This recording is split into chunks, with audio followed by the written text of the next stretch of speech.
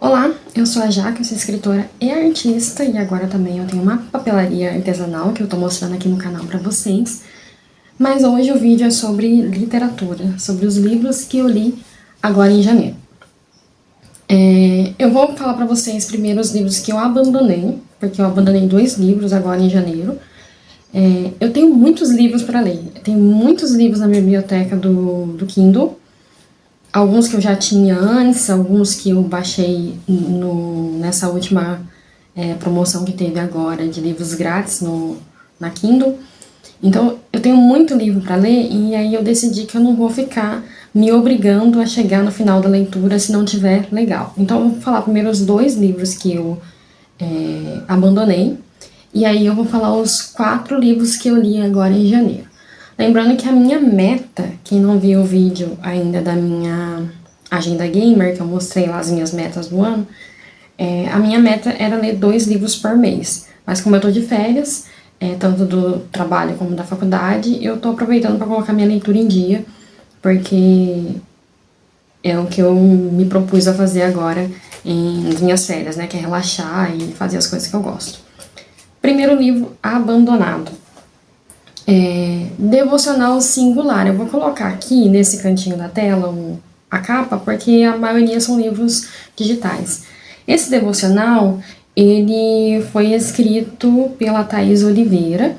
Eu não conheço ela, ele estava gratuito também na Kindle. E eu baixei porque eu gosto de fazer leituras guiadas da Bíblia, reflexões e estudo, né, bíblico guiado. Então eu achei que seria bem útil para mim começar e recomeçar, né, essa leitura mais de estudo. Mas ela não faz muitas reflexões teológicas, né, uma coisa mais inspiracional, mais motivacional ali para você, para quem está começando e para quem quer ter ali um roteiro de leitura. Eu normalmente sigo o próprio roteiro da Bíblia, a minha Bíblia ela tem um roteiro de leitura, se eu não me engano é anual, e normalmente eu sigo por ali mesmo ou eu faço algum estudo direcionado, né? Agora, por exemplo, eu estou fazendo uma leitura mais de estudo dos Salmos, então não faz muito sentido eu seguir o devocional dela, sendo que eu estou estudando outros livros que não são os que ela está citando ali no devocional diário dela. O outro livro que eu abandonei foi A Arte da Guerra para Mulheres Cristãs. Eu imaginei que fosse um livro de história, como é o livro A História do Quarto de Guerra, né? Eu achei que fosse alguma coisa nesse sentido. Mas, conforme eu fui lendo, eu li acho que 2 capítulos dele, eu descobri... Esse livro foi escrito pela Renata Gandolfo, e eu descobri que o livro, ele faz ali um compilado dos artigos que ela publicou no blog dela, né? Então, não é nem uma releitura, não foi reescrito o texto é realmente o que está lá no blog dela, e ela escreve no blog de uma forma um pouco mais motivacional, um pouco mais um estilo de leitura que eu não curto muito, um estilo de escrita, né, que eu não curto muito, e focado ali, tem algumas passagens que ficam ali no meio para você ler, e tem a reflexão dela, só que não é um livro muito de história, e eu tô querendo mais livros que tenham histórias agora nesse começo de ano. Então esses foram os 2 que eu abandonei, porque eu não gostei. Agora os livros que eu realmente li, eu terminei de ler um livro que se chama Teologia Pentecostal da Harpa Cristã. Foi escrito pelo Roberto Ferreira. Esse é um livro que ele faz ali uma análise da harpa cristã utilizada nas igrejas Assembleia de Deus. A princípio eu achei que fosse um livro sobre os hinos, né, sobre as músicas, que trouxesse ali as histórias de cada música, né, e o contexto por trás delas. Mas ele faz um levantamento histórico de como surgiu a harpa cristã, quais foram os autores, né, que estavam envolvidos ali no começo até chegar na edição atual, e fala um pouco das temáticas de cada hino. Resumidamente, ele abordou ali a questão dos hinos serem utilizados, principalmente na época da evangelização, durante a colonização, para traduzir as escrituras de uma forma mais popular e mais fácil de assimilar e de decorar. Que é mais fácil você decorar uma música do que você decorar uma passagem bíblica inteira. Então, essa é a função dos hinos, e foi assim que, no começo ali da colonização e da evangelização dos povos brasileiros, o hino foi usado como uma ferramenta, né, para fazer conhecer ali a palavra de Deus. Mas não era isso que eu esperava. Não era isso que eu estava buscando quando eu comprei o livro. Ele está disponível na biblioteca, lá na lojinha da CPAD, que é a editora que faz os livros da Assembleia de Deus, né, os livros teológicos de estudo, e faz as bíblias também. E também está disponível na loja da Amazon, né, o digital.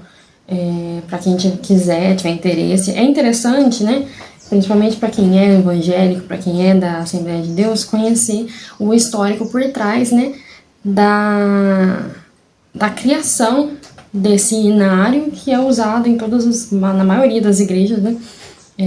Tem algumas variações, né, como, por exemplo, o inário da Congregação Cristã, que eles são semelhantes, né, surgiram do mesmo lugar e acabaram se dividindo ali com algumas nuances diferentes. Mas é um livro interessante, né, para quem estuda teologia e para quem é evangélico, saber e conhecer a origem desse inário, certo? Próximo livro que eu li, esse eu não comecei esse ano, eu terminei esse ano, né? Aí eu comecei a ler o livro que chama Os Miseráveis, do autor Al-Jarriz, alguma coisa assim. Esse autor, ele é muçulmano e ele escreveu... É um autor muito aclamado e o livro está muito bem avaliado na loja da Amazon, né? Se eu não me engano, ele está com 4,9 estrelas. Eu imaginei que fosse alguma coisa parecida com Os Miseráveis que a gente conhece, né? Que é aquele clássico da literatura, uma versão árabe, alguma coisa assim. Mas, na verdade, é um livro que faz ali uma reflexão sobre a avareza do povo muçulmano.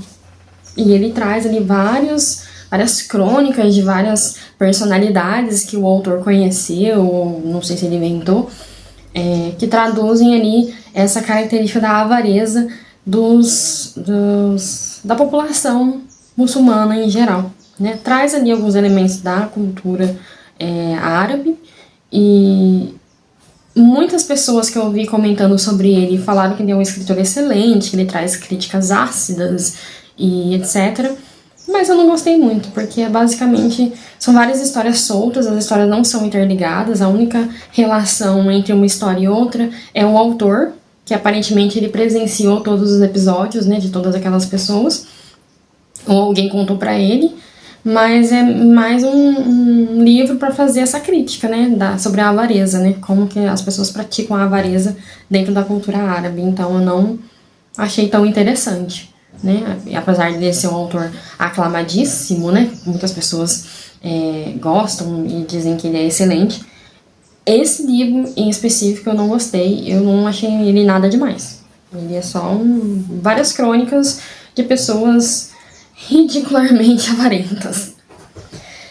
Depois eu li o livro 5 Mulheres, do Machado de Assis, que é um livro que faz tempo que está lá na minha biblioteca da Amazon. Ele também está de graça, esse livro ele já está no domínio público, pelo que eu entendi.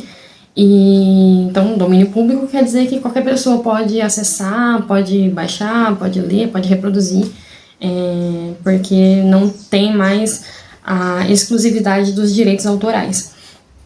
Então, eu baixei há muito tempo atrás, e ele estava aqui na minha lista, na minha meta de leituras há muito tempo, só que eu não conseguia sentar e ler no Kindle. Agora que eu tô lendo eu tinha o Kindle, mas eu não conseguia usar ele porque o sistema dele era muito lento, O meu Kindle era aquele da primeira geração ainda lá, do mais antigo. E eu não conseguia ler no Kindle. Aí agora que eu tô usando no tablet, pra mim tá funcionando melhor e eu tô conseguindo ler os livros digitais. Daí eu li esse que fazia tempo que tava lá. Me deu um respiro, né, nas minhas leituras, porque os livros que eu li recentemente, eles são mais modernos e algum do ano passado eu li muito sobre o universo da minha faculdade, né, de terapia ocupacional, sobre saúde.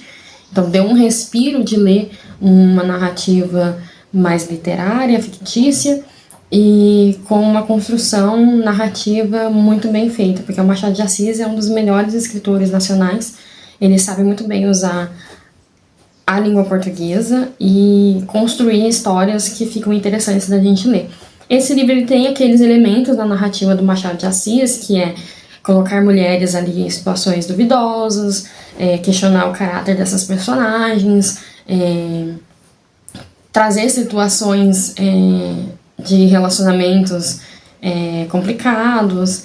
E aí são 5 mulheres, são 4 crônicas que contam a história de 5 mulheres ali que estão envolvidas nessas temáticas, e ele traz só alguns episódios mesmo, não é um conto, mas são episódios sobre a perspectiva que as pessoas têm dessas mulheres, ou que ele tem dessas mulheres. Então foi bom ler, porque fazia tempo que eu não lia uma coisa assim, escrita de forma inteligente. Então é sempre bom ler Machado de Assis. E por último, que eu li agora, eu li em 2 horas esse livro, que chama o Código Bro, do autor Matt Kahn, e ele tá assinado, né, no livro como sendo do personagem Barney, que é um personagem da série How I Met Your Mother, né, como eu conheci a sua mãe, não sei se é assim que traduz. Esse livro, ele foi considerado né, tava lá como um dos mais vendidos na New York Times, por causa da série, obviamente, né, que a série é muito famosa.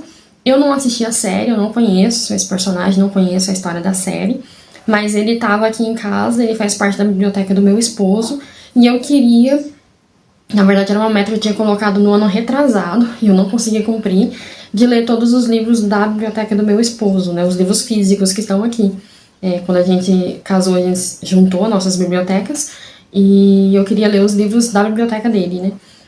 E aí eu acabei não cumprindo essa meta lá atrás, então eu trouxe esse livro agora, eu tô conseguindo me organizar, e eu li esse livro agora.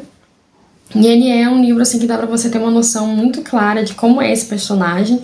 A escrita dele é como se fosse um episódio de sitcom mesmo, com o personagem ali listando vários códigos dos homens, né, como os homens têm que se comportar, como eles devem se portar, como conquistar as mulheres. É uma narrativa um pouco ridícula, se você for ver os códigos que ele coloca lá, coisas assim que não se encaixam mais na sociedade hoje, mas que, colocando no contexto da série, eu acho que faz sentido, porque eu não assisti a série, mas é exatamente assim que eu imagino que seja os episódios, né, o teor, né, o clima da série. Então, se você gosta da série e você gosta desse personagem, você vai ver ali mais desse personagem e ele trazendo ali algumas filosofias dele sobre como o homem deve se portar para conquistar mulheres. Basicamente, esse é o objetivo de todos os homens na vida, para tudo. Então, esses são os livros que eu li esse mês. Provavelmente, a partir dos meses seguintes, eu não vou conseguir ler tantos livros assim. Já estou iniciando agora a minha leitura de fevereiro, mas eu queria trazer aqui um resumão do meu mês de janeiro, que foi muito bom, muito produtivo, consegui ler muito, e pretendo manter aí a minha meta de leituras para chegar em dezembro e eu ter lido mais que 24 livros, né? Eu coloquei na minha meta 24, mas porque eu tô voltando a ler agora, eu tinha dado uma parada, mas o objetivo é ler mais que 24 livros, então se eu li 4 esse mês, talvez eu consiga ler uns 3 no mês que vem.